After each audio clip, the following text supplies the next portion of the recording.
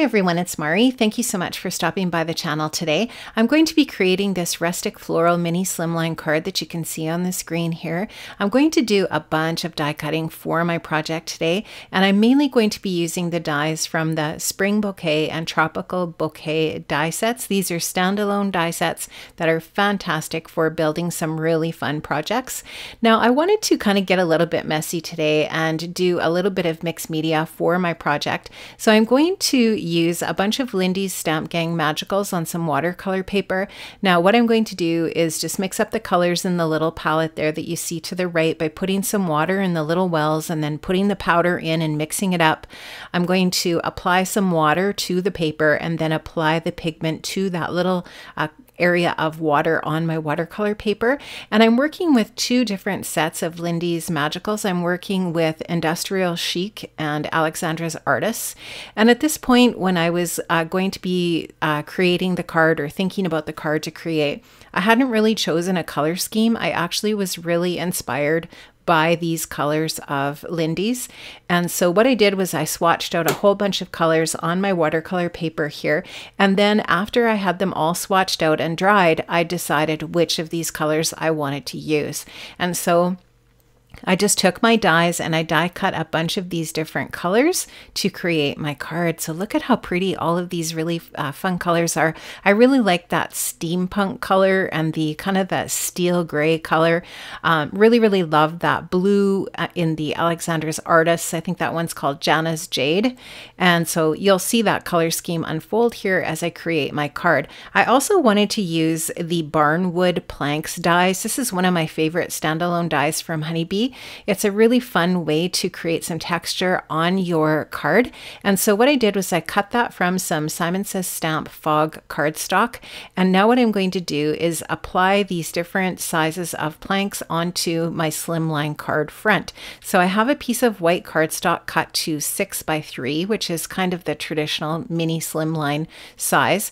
And I'm going to put my planks on there and use the pencil to help me decide what the length of each plank needs to be. And I wanted to, of course, change the length of the planks going across the paper so that they vary in length, as though it might be planks of wood on your wall. And I just really like that look. I think it's really trendy right now, and it's really fun to create with on a project like this. So you're just going to see me here. I'm going to show you how I went about just putting these planks down onto that background paper, using the pencil to figure out where I needed to size down the paper. And then with each subsequent piece, I started with that piece that was the cut off from the last. So that little piece that's left over from cutting the last piece, that's going to be my first piece on my next row. And then I fill in that extra little area with the next piece. And then I use that whatever's left over for the next row, and so on and so forth. And so in that way, I end up with a varied length look on my panel. And I'm going to get those all stuck down and ready to go. But before I stick them down, I want to add a little bit of color to them to make them look a little bit more weathered. So I'm going to use some Distress Oxide Weathered Wood ink and just a little ink dauber here. And you'll just see me here brushing that weathered wood ink onto the different panels to just kind of make them look weathered, to kind of make them look like they're actually kind of barnwood look. And so I really like that look for the background. I think it's really fun. And I have done this on another card. I think it was maybe a card around Christmas time that I did this same technique, and I just love this die set. It's really fun to use. And if it's not one that you've picked up yet, I do highly recommend it. It is really great for a lot of different background techniques that you might do on your projects. So there you can see I have those all inked up, and I have that all glued down to my card base. I did use my Honeybee Stamps glue tube for that. And now I'm just going to take one of my Prismacolor pencils and create little faux nail holes on those planks. And now you can just see that I'm taking a stylus. I've got all of my different floral bits cut out of that Lindy Stamp Gang color, and I've used the Spring Bouquet and the Tropical Bouquet Florals dies to create these bits for my card front. And I'm just using that stylus on a foam pad here and just creating some texture on those little floral bits so that they're really kind of like dimensional in that way. Now I'm going to take my plank blank piece here, and I'm going to glue that onto my card base. My card base again is 6x3, and I'm going to get that all ready to go. And I've got all of my floral and leaf pieces and everything all die cut out of that Lindy's Magicals paper. Now I'm also going to use a little bit of paper from the Fresh Brewed paper pad, and I just cut a strip of that, and I'm going to use that as the base for where my florals are on my card front. So I'm going to adhere that down to my card front and then add my florals to it. Before I adhere it down though, I want to distress it a little bit.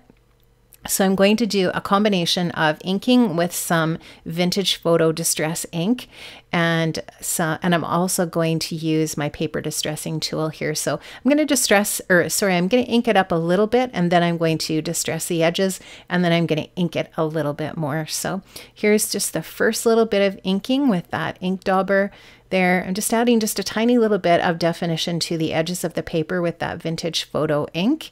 And now I'm going to take my paper distressing tool. I don't actually go at this too hard. I just want just a tiny little bit of distressing. I don't want to really rip the paper, which if you follow me at all, I definitely do a lot of that on my scrapbooking layouts, just because I really love the texture that the distressing tool adds to the paper and the project.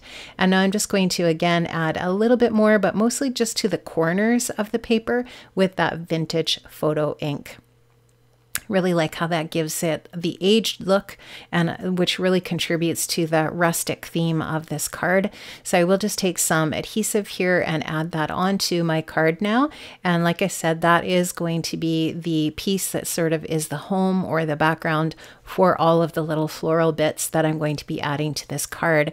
And this is a little bit of a process, and it does take some time, so please bear with me. And I have sped this up a little bit so that it doesn't take forever, but I'm just showing you here the bits that I do want to put onto my card. And I wasn't really sure, I didn't really have a plan of exactly where everything was going to go, so I'm just playing with it. I'm moving things around, and I have distressed the flowers and the little bits that I wanted to distress with the pad, the foam pad and the stylus. I've already done all of that work. So all of these are already shaped, and I've done all the shaping with the florals that I want to do at this point, I believe.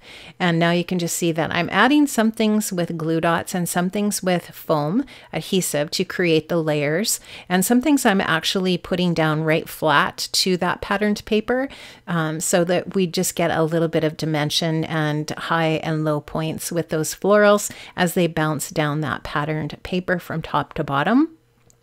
And I'm also varying the colors of the florals and the foliage that I'm using there as well, so that it's not like a blue, blue, blue, and then a beige, beige, beige kind of thing, so that I wanted that to really be varied. So I'm actually going to add a couple more sprigs of foliage to the top and the bottom, and I don't know if I show that on camera, but you will see that in some still shots at the end of the video here. But this is the most of what I'm going to add to that floral section. And now I'm adding some splatters of white paint. You can add whatever kind of white splatter if you're going to recreate this that you want. I'm using Dina Wakley gloss spray, but you could use white acrylic paint, or you could use opaque white gesso. You could use some, gosh, there's lots of different ways you could do this. You could use some Copic white if you have some of that. Lots of ways you could put some white splatters on there. And this is some gold splatters with some Heidi Swapp Color Shine. I just felt like gold was a really nice touch on this card, just because of the color scheme that I have going on there. And now you can just see the white and the gold and how nice they look. Now I have cut a circle using a 1 3/4 inch circle punch, and then I also from some white cardstock, and then I also cut another circle from a 1 1/2 punch using a 1 1/2 punch, sorry, with some vellum. So that's a little layered area there that I'm going to use for my sentiment. And I'm also going to be using the Sweet Sunflowers sentiment on my card, Hello Sweet Friend. Now I'm going to do something here that I don't think I've done on camera before, but I want to tell you about it because I think it's a really cool technique. If you stamp out your sentiment with black slow drying pigment ink, and then you put gold embossing powder over top, what's really awesome about that is if there's any place where your gold embossing powder kind of misses a little bit, it's not a big deal because that black ink is underneath and it really allows you to see the sentiment really well. So I highly suggest or recommend this technique for your heat embossing when you're using gold. It does really help your sentiment show up nicely. And I just use some gold embossing powder then over that black VersaFine Clair ink that I've stamped out here. My sentiment is hello friend. I've melted that embossing powder. And now I'm going to apply the sentiment to my vellum circle with some foam adhesive. Now you can apply your vellum circle just with regular adhesive. I sewed mine down because I wasn't exactly sure what I wanted to do with that at the time, but you can definitely just add a little bit of adhesive behind the vellum, behind where the sentiment is going to go, and it will hide the adhesive on your vellum. Now I'm applying my little sentiment area there just to the right of my florals. I really love how this looks, and I love how this card turned out. I think it's a really fun, super rustic mini slimline card.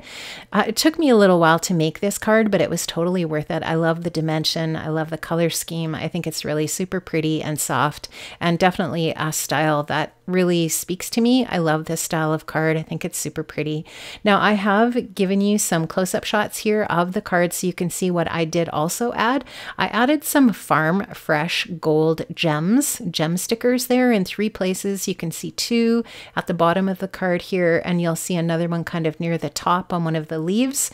And I added a few more little leaf sprigs to my card as well, just to fill in some of the area. So I'm going to give you another still shot here of the entire card. I really love how this card turned out. Make sure you check the description box below for links to the products that I use for my project today.